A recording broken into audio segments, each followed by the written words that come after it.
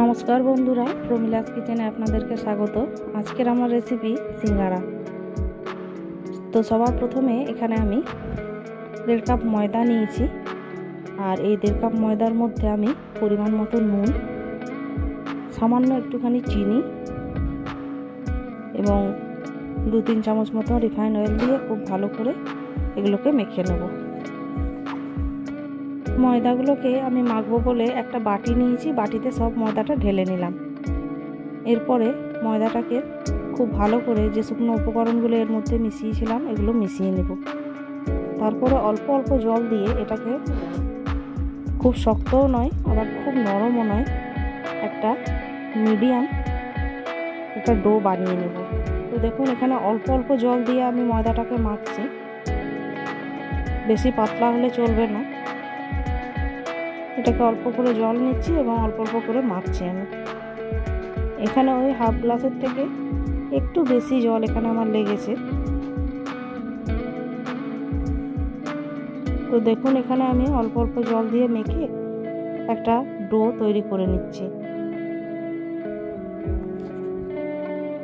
ময়দাটা মাখা হয়ে গেলে আমি এটাকে একটা ঢাকনা চাপা দিয়ে কিছুক্ষণের জন্য একদিকটা রেখে দেব।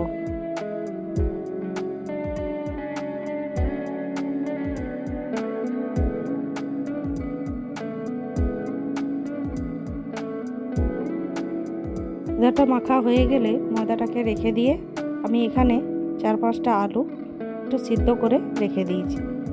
এরপর একটা মশলা তৈরি করব। এখানে আমি কিছুটা 5 ফোড়ন ও 2টো শুকনো লঙ্কা দিয়ে একটা শুকনো উপকরণ একটু বেটে রেখেছি, মানে শুকনো গুঁড়ো করে রেখেছি। তারপরে তেল নেব, তেলের মধ্যে ওই 5 ফোড়নটা শুকনো লঙ্কাটা যেটা বেটে রেখেছিলাম, খুব মিহি করে না, মোটামুটি একটা বাটা।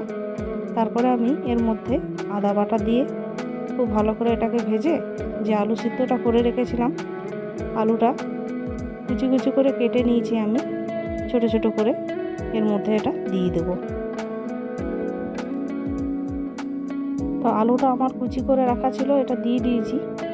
এরপরে খুব ভালো করে ওই 5 ফোড়ন আর আদা বাটার সঙ্গে এটাকে মিশিয়ে নেব এবং এর মধ্যে পরিমাণ মতো নুন ও সামান্য একটু হলুদ দিয়ে দেব, আর অল্প একটুখানি চিনি এর মধ্যে অ্যাড করব।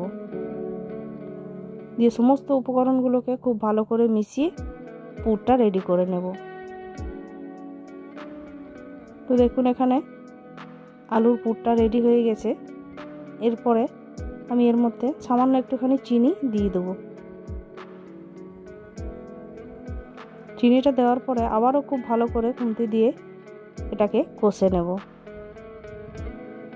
কষা হয়ে গেলে এটাকে নামিয়ে রেখে দেবো। এরপরে আমি সিঙ্গারার ছাঁচটা তৈরি করার জন্য এখানে একটা রুটিকে হাফ হাফ করে মাঝখানে কেটে নিচ্ছি।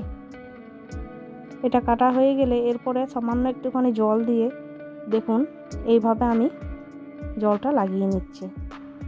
জলটা লাগাবার পরে এটা আমি মাঝখান থেকে মুড়ে নেব। দেখুন এইভাবে মুড়ে তারপরে আমি এর ভিতরে আলুর পুরটা ঢোকাবো। এই যে এরকম একটা ছাঁচ তৈরি করেছি আমি। এরপরে এর মাঝখানে আলুটা দিয়ে দেব।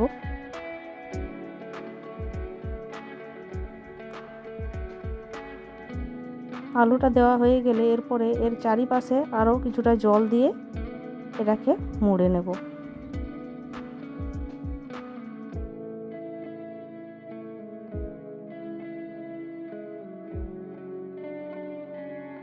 আবারও আমি একটা সিঙ্গারা বানিয়ে নেব ওই একই প্রসেসে। এইভাবে আমি একে একে সমস্ত সিঙ্গারাগুলো রেডি করে এরপরে আমি এগুলোকে ভেজে নেব।